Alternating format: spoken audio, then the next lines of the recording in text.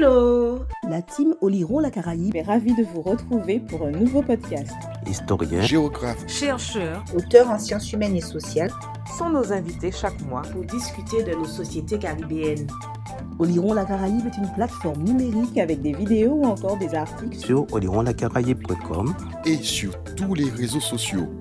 Notre histoire, nos territoires, à écouter, à regarder et à lire.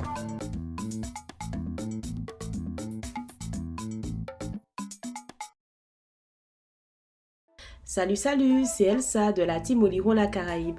Bruno et moi avons discuté avec Frédéric Léon, professeur des universités. Un échange très intéressant pour mettre en avant l'urgence des prises de décisions concernant la question des risques majeurs, en particulier en ce qui concerne les volcans. Bonne écoute! Bonjour à tous, Oliron la Caraïbe reçoit aujourd'hui le professeur Frédéric Léon. Bonjour. Bonjour. Vous êtes professeur des universités au département de géographie de l'université Paul-Valéry Montpellier 3. Vous êtes également directeur du laboratoire géographie et aménagement de Montpellier, la GAM.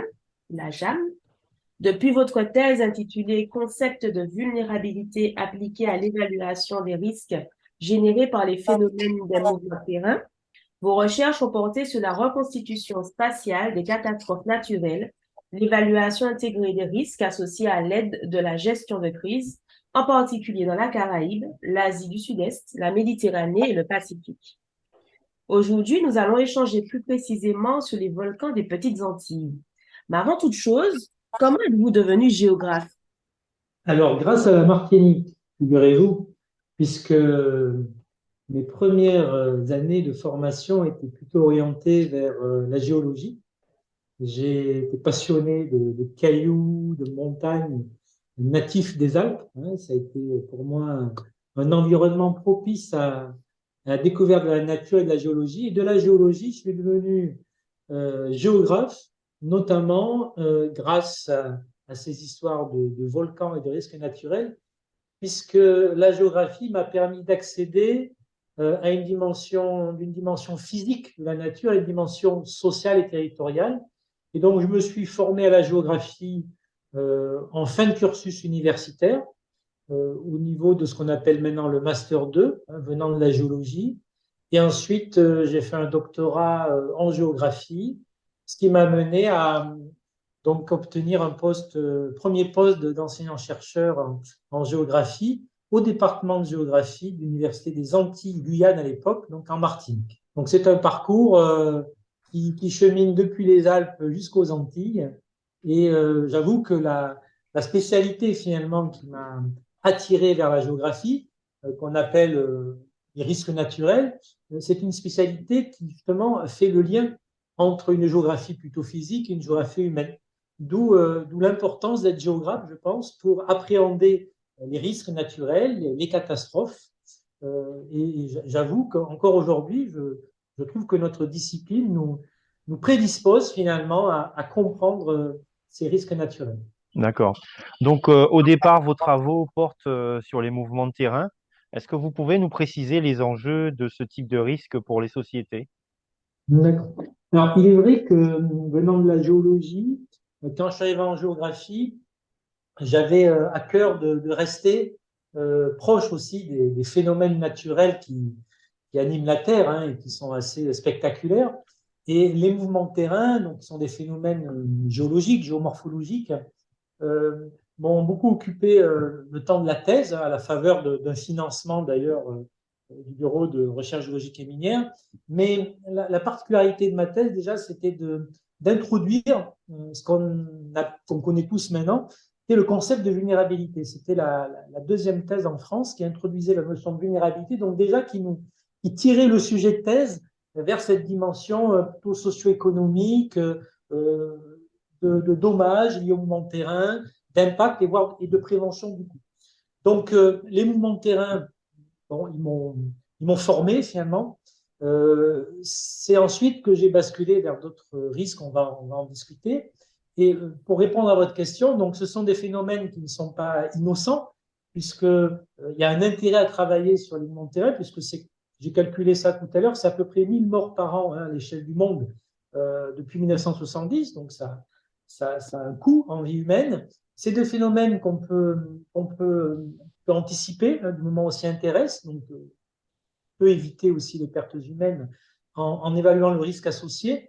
Et puis, ce sont des phénomènes à risque qu'on va bien sûr trouver en particulier aux Antilles. C'est lié à des sols favorables au glissement, c'est lié à des reliefs et c'est lié à des conditions climatiques qui vont favoriser le déclenchement de mouvements de terrain.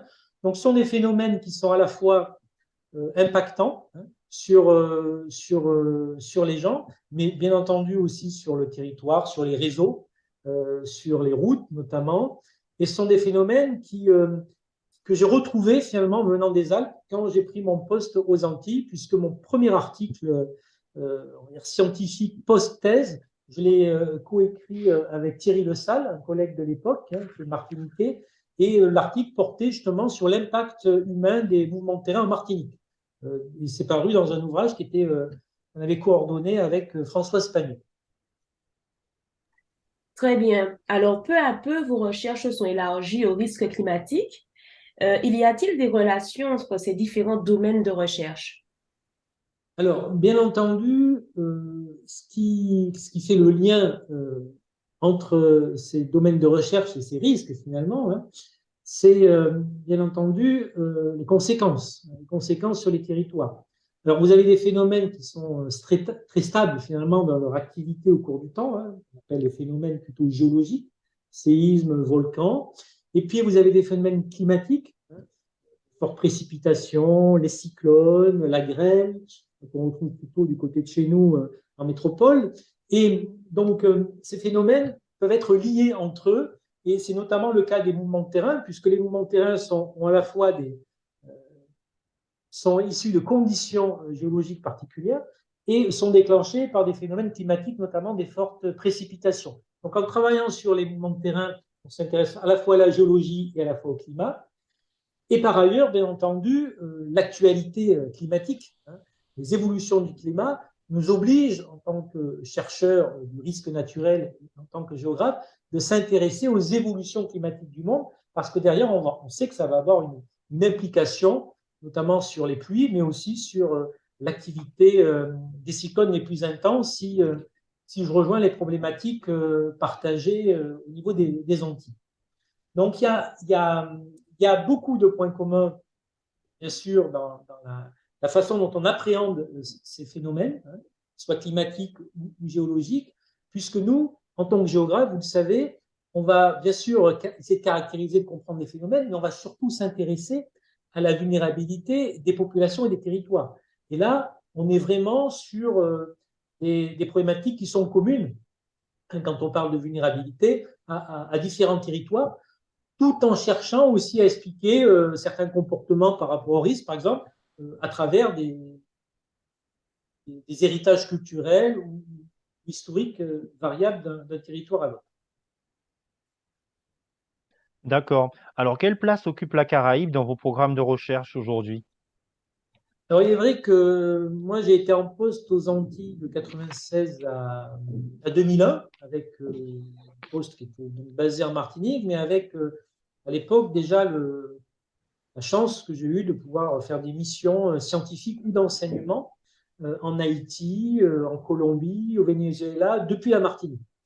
Et je suis rentré à Montpellier pour prendre un poste donc, en 2001, mais je n'ai jamais déconnecté des Antilles, puisque j'ai toujours souhaité entretenir à la fois des collaborations avec les collègues antillais et surtout eh bien, tirer aussi de ces territoires une expérience en termes de vécu des populations qu'on n'a pas forcément en métropole. Et j'ai été très attaché à comprendre comment le risque se produit et comment il est géré aux Antilles, pour en faire bénéficier aussi d'autres territoires moins expérimentés. On pourra en reparler notamment pour les volcans. Et les Antilles, du coup, ont une place centrale dans mes recherches, puisque la plupart des programmes de recherche que je mène depuis 20 ans portent sur les Antilles, la Caraïbe, pas seulement, mais beaucoup. Par exemple, dernièrement, on vient de terminer un gros projet de recherche sur les conséquences les cyclones Irma et Maria sur les Antilles, projet que j'ai géré avec une équipe très large, hein, on est une quarantaine de chercheurs. Donc les Antilles sont au cœur à la fois de ma passion pour ces questions environnementales, au cœur de mes activités de recherche. Et je pense que c'est des territoires qui restent encore vierges malgré tout, énormément de choses à faire en termes d'apprentissage, hein, sur les aléas naturels, et aussi beaucoup de choses à faire en termes de transfert de connaissances depuis les Antilles vers la métropole, mais aussi entre les territoires des Antilles qui ont beaucoup de choses à se raconter. Je pense notamment à Haïti, pays avec lequel nous collaborons toujours. Et les premières, finalement, les premières relations que moi j'ai pu établir avec Haïti, c'était depuis la Martinique. D'où l'intérêt aussi d'avoir ces têtes de pont, hein, françaises dans la Caraïbe pour collaborer avec ces pays voisins qui sont pour certains beaucoup plus vulnérables que nous face aux forces de la nature, comme vous pouvez l'imaginer. Justement, cette question est un peu en lien avec votre réponse. La Caraïbe présente-t-elle, selon vous, des spécificités par rapport à d'autres terrains de recherche, comme l'Asie du Sud-Est, par exemple? Alors, sur ces questions de risque de catastrophes naturelles, il est certain qu'on a déjà aux Antilles un éventail de phénomènes naturels puissants qui en fait la spécificité, qui en font la spécificité. Ces configurations-là où on peut avoir du volcanisme, du séisme, du cyclone, et je vous passe tout le cortège d'aléas locaux, hein, que sont la submersion marine, les inondations. Il faut aller plutôt du côté de l'Asie du Sud-Est, hein, pour trouver des configurations semblables. Ce qui m'a amené d'ailleurs aussi à travailler en Asie du Sud-Est, hein, fort de l'expérience acquise aux Antilles. Ensuite, il y a, si je prends maintenant l'archipel des Petites Antilles, ce qui est passionnant en termes de recherche, c'est que là, on a des phénomènes naturels qui sont partagés entre les îles. Hein. Le cyclone va frapper plusieurs îles. Mais derrière, on a des petites spécificités politiques, culturelles, on va dire territoriales ou géographiques, qui sont très intéressantes à étudier parce que ce n'est pas les mêmes vécus, tout en étant très proches, entre la Dominique et la Guadeloupe. Il n'y a pas le même vécu, la même expérience des cyclones ou de la gestion des cyclones. Et en cela, ces différences de mémoire, de culture de risque, font toute la diversité et tout l'intérêt de travailler sur l'archipel des Antilles, par exemple. En ce qui concerne les volcans des Petites Antilles, comment évaluez-vous la menace volcanique dans la région? Alors, vaste sujet, tout aussi passionnant que les cyclones. Alors déjà, moi, j'ai été amené à travailler sur les volcans parce que tout simplement, quand j'avais 12 ans, je suis tombé sur un bouquin qui mettait en image et nous racontait l'histoire de Syparis, donc de l'éruption de 1902 à la Martinique. Et ce sujet-là ne m'a jamais quitté, si bien que quand je suis arrivé en Martinique en 96, j'ai tout de suite décidé d'habiter au plus près de la montagne Pelée et de vivre donc au Carbet, à Morne-Rouge. Donc, je dis ça parce que, bien sûr, ce qui m'intéresse, moi, dans mes recherches sur les volcans, c'est la relation homme-volcan, et plutôt la relation, on va dire, qui peut se dégrader avec des crises volcaniques qui vont menacer les sociétés. Et donc, on est là sur, effectivement, un archipel qui présente 16 édifices volcaniques actifs, 16. Il y en a 9 qui sont plus actifs, hein, qui ont fonctionné dans une histoire plus récente. Et on considère qu'au niveau de l'archipel des Petites Antilles, c'est près de 320 000 personnes qui vivent sous la menace d'un volcan à moins de 15 km donc, d'un édifice volcanique. 15 km, c'est vraiment le rayon de danger où l'on peut s'attendre à avoir des nuits ardentes, des coulées de boue, des larves, des choses comme ça. Et donc, quand on regarde les Petites Antilles, il y a une menace, clairement. Alors, cette menace, elle est identifiée à travers les grandes catastrophes. On peut rappeler quand même aux auditeurs que ce qui s'est passé le 8 mai 1902 sur la montagne Pelée, ça reste encore dans les annales la plus grosse catastrophe volcanique en termes de coûts humains générée par un aléa volcanique direct, une menace volcanique directement liée au magma. En l'occurrence, là, c'était une nuit ardente, un écoulement pyroclastique. Donc, c'est un événement 1902 qui a marqué, bien sûr, ces territoires, qui a marqué la société, qui est une référence pour tous les chercheurs, qu'ils soient volcanologues ou volcanographes comme moi, travaillant sur les volcans. Et c'est aussi une façon d'évoquer cette mémoire-là, de rappeler qu'il n'y a pas que la montagne Pelée, il y a ces 15 autres édifices volcaniques et qu'il y a un risque qui est là. Alors, ce risque volcanique, il est détenu, j'allais dire, si on regarde un petit peu l'activité des volcans et puis les populations exposées, il est quand même détenu par la soufrière de Guadeloupe. En Guadeloupe, on a à peu près 90 000 personnes résidentes en Guadeloupe qui vivent à moins de 15 km du sommet de la soufrière. C'est pas rien. Après, il faut aller voir du côté de Saint-Vincent. Saint-Vincent a fait l'expérience d'une crise volcanique il y a 2 ans, majeure. Il faut aller voir du côté de la Dominique et de Sainte-Lucie pour retrouver des niveaux d'exposition aussi élevés. Donc, le fait déjà d'avoir des populations qui vivent au pied de ces volcans, ça produit du risque. Et ensuite, on sait, parce que ça, c'est les études qui le montrent, qu'on a des populations qui ne sont pas forcément conscientes ou en tout cas préparées à ce que pourrait être une éruption.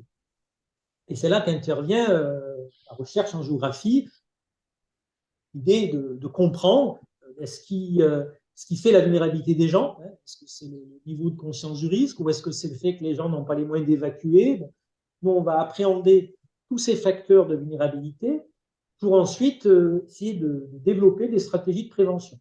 Donc, les Antilles sont véritables laboratoires d'études des risques volcaniques avec des solutions préventives qu'il faut travailler, qu'il faut construire entre milieux scientifiques et services de l'État et société en général, parce qu'il y a une nécessité de prévenir ces risques. 1902, on en parle beaucoup, mais vous savez que la montagne Pelée est entrée en éruption de nouveau en 1929, que la soufrière de Guadeloupe est entrée en éruption en 1976, qu'il y a eu l'éruption de la soufrière X de Montserrat en 1995, et qu'il y a 2 ans, sur Saint-Vincent, on a de nouveau eu une éruption volcanique qui a nécessité quand même d'évacuer des dizaines de milliers de personnes. Donc c'est une réalité, le risque volcanique, mais ce n'est pas une fatalité. C'est-à-dire qu'on peut tout à fait se préparer à affronter des crises volcaniques aux Antilles du moment où on s'intéresse à ce risque, on ne tourne pas le dos et qu'on essaie de trouver en commun des solutions.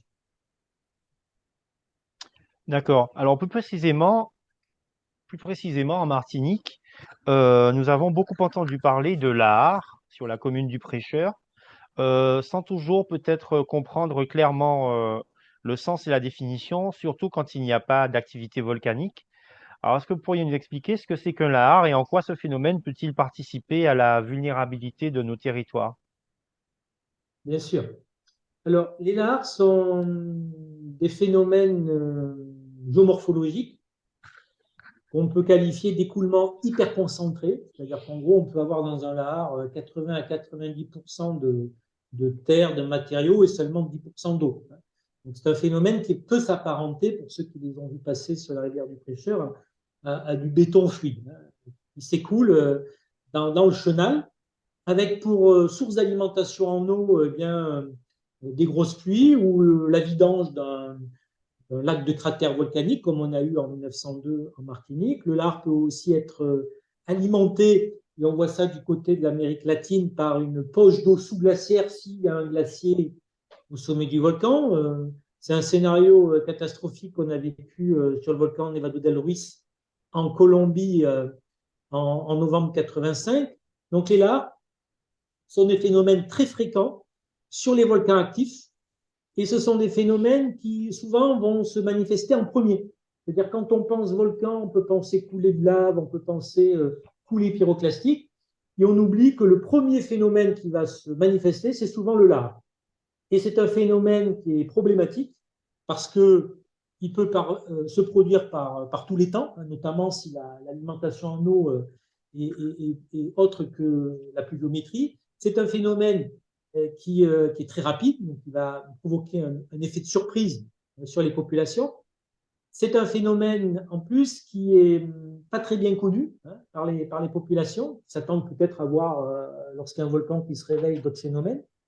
Et c'est un phénomène qui va aussi isoler, au tout début d'une crise volcanique, qui peut isoler une portion du territoire par coupure de route et du coup contraindre, voire empêcher les évacuations de population vis-à-vis des autres phénomènes volcaniques qui vont suivre.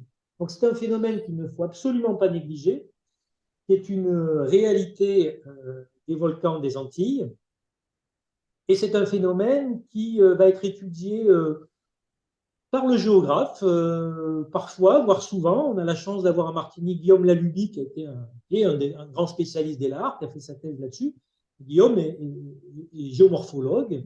Et donc, il y a de la place aussi pour les géographes, les géomorphologues, sur les volcans, sur cette dimension très physique de la crise éruptive. Alors, évidemment, vous travaillez beaucoup avec les SIG, les systèmes d'information géographique et la télédétection. Quels sont les apports de ces technologies dans la production des savoirs géographiques, en particulier concernant les volcans? Alors, on a effectivement la chance maintenant d'avoir des satellites qui nous observent dans le bon sens du terme, là, pour nous renvoyer de l'information sur l'activité terrestre, et avec des données qui sont de plus en plus accessibles, gratuites. Et donc, quand on fait de la recherche sur un volcan, nécessairement, on va essayer de voir le volcan, le territoire à l'échelle régionale. Et c'est là que l'imagerie spatiale peut nous informer. Alors, ça peut être utilisé, la donnée satellitaire, pour déjà voir le réveil d'un volcan, puisqu'on peut voir sur les images satellites, avec des pas d'acquisition parfois journaliers pour certains satellites, on peut voir par exemple les phénomènes éruptifs se produire, on peut voir l'emprise d'une coulée de lave, on peut voir l'emprise des nuits ardentes. Donc ça, c'est déjà de la donnée qui nous permettre un petit peu de voir où se déroulent les phénomènes en cours. Et puis ensuite, on va souvent nous coupler ces données satellitaires avec des données de terrain. On voit les choses depuis le haut et ensuite il faut aller sur le terrain. Je crois que là, j'aime bien rappeler quand même qu'en géographie, on est avant tout des chercheurs de terrain et que l'intérêt d'aller sur le terrain, c'est d'aller renseigner finalement des choses qu'on ne voit pas sur les images satellites. Alors des choses purement physiques, par exemple le passage dans l'art, mais c'est aussi aller chercher sur le terrain de la donnée humaine, des témoignages notamment, du vécu, des observations que font les gens aussi des phénomènes. Donc là, il y a un grand besoin de coupler les outils les plus performants avec l'approche de terrain très empirique, mais qui se justifie toujours car on ne peut pas faire de l'analyse de risque volcanique sans faire un travail de terrain. Ça, je pourrais vous le développer par exemple sur quelques volcans qui ont connu des éruptions récentes. Vous avez entendu parler peut-être de ce qui s'est passé donc, il y a un peu plus d'un an aux Canaries, parce que sur l'île de La Palma, on a un volcan qui s'appelle Cumbre Vieja qui est entré en éruption. Concrètement, nous, en tant que géographes, donc on est toute une équipe de Montpellier, on a commencé à documenter l'éruption à distance, grâce aux images satellites, grâce aux données SIG produites par des agences européennes comme Copernicus. On a pu déjà faire des premières cartographies de ce qui se passait sur le territoire sans y aller. Les maisons endommagées, l'emprise de la coulée de lave, etc.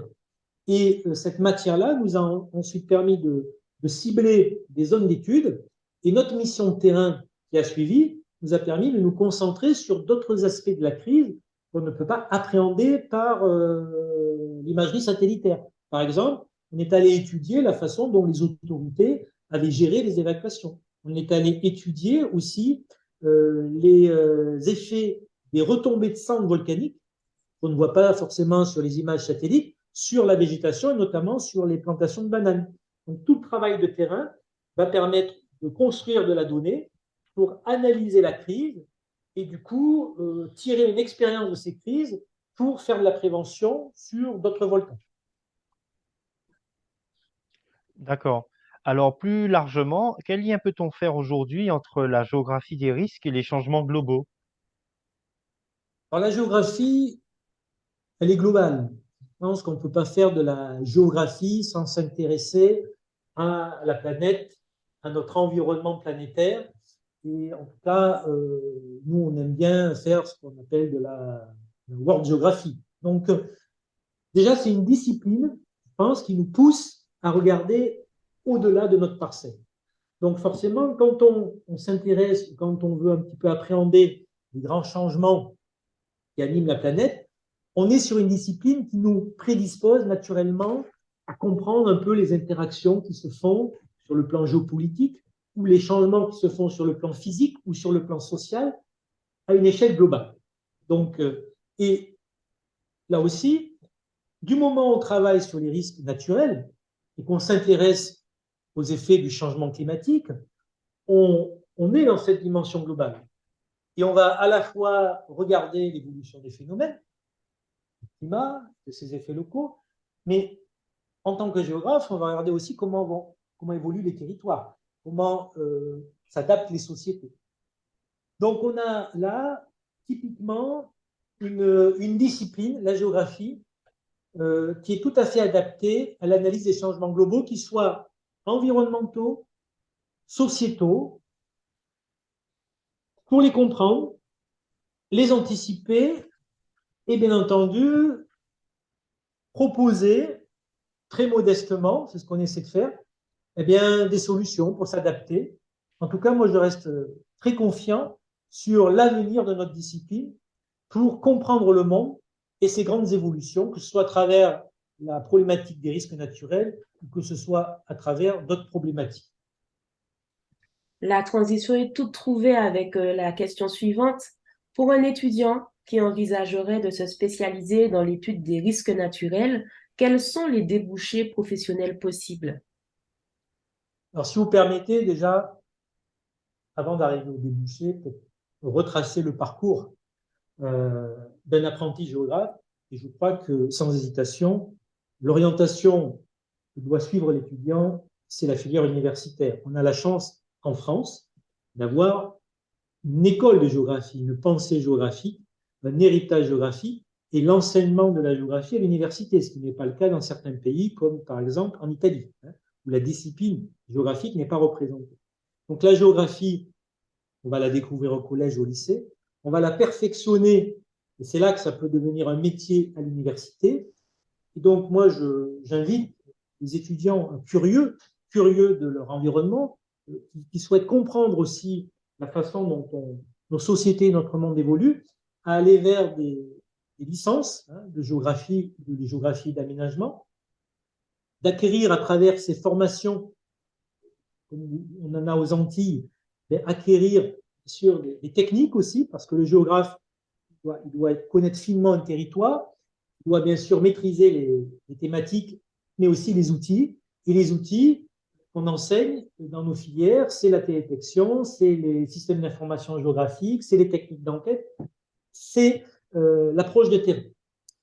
Et armé de cette formation, je peux vous garantir qu'un étudiant qui se passionne pour sa discipline va trouver facilement un emploi à l'issue de la géographie, beaucoup plus facilement qu'en géologie, par exemple. Les métiers sont extrêmement variés. Ça va dépendre aussi un peu de la formation, donc de la sensibilité de l'étudiant. Il y a des étudiants en géographie qui sont plus sciences humaines, d'autres qui sont un peu plus sciences techniques, d'autres qui sont un peu plus physiques. Et derrière, les débouchés, moi je le vois à travers mes étudiants, sont très variés puisqu'on a des gens qui se placent dans des bureaux d'études, dans des grandes agences gouvernementales, dans des ONG, dans des services de l'État, dans des communautés de communes, des jeunes aussi qui se placent notamment sur les métiers du risque en tant que risque manager sur des grosses municipalités qui sont tenues d'informer sur le risque ou de gérer la crise quand l'inondation est là, par exemple.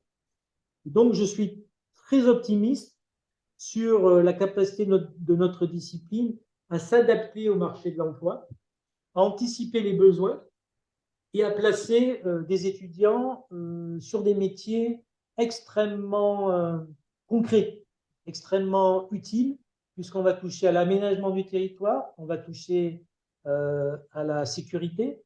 Quand on parle de risque naturel, l'objectif, c'est quand même de sauver des vies. Des métiers qui vont toucher aussi à la protection de l'environnement.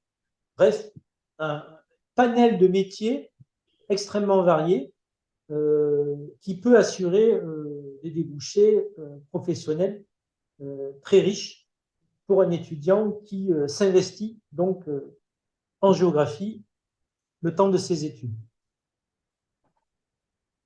D'accord, donc nous arrivons au bout de nos échanges très riches et très denses qui montrent une fois de plus la nécessité de prendre des décisions dans le cadre de ces risques dans l'urgence par rapport aux sociétés. En tout cas, nous vous remercions beaucoup, professeur Léon et chers auditeurs et auditrices, et nous vous disons à bientôt sur Oliron la Caraïbe. C'était un plaisir d'avoir ce moment d'échange avec vous. Et bien entendu, n'hésitez pas à envoyer des mails d'étudiants éventuellement intéressés par ces études, parce qu'on a beaucoup de choses à se dire et à faire entre Montpellier et les Antilles autour de ces questions de risques naturels, et on a besoin d'une jeunesse motivée pour prendre le relais. Merci à vous. C'était le podcast d'Oliron la Caraïbe. Oliron la Caraïbe, c'est une plateforme numérique avec également des vidéos ou encore des articles sur olironlacaraïbe.com et sur tous les réseaux sociaux. Notre histoire, Nos territoires À écouter, à regarder et à lire.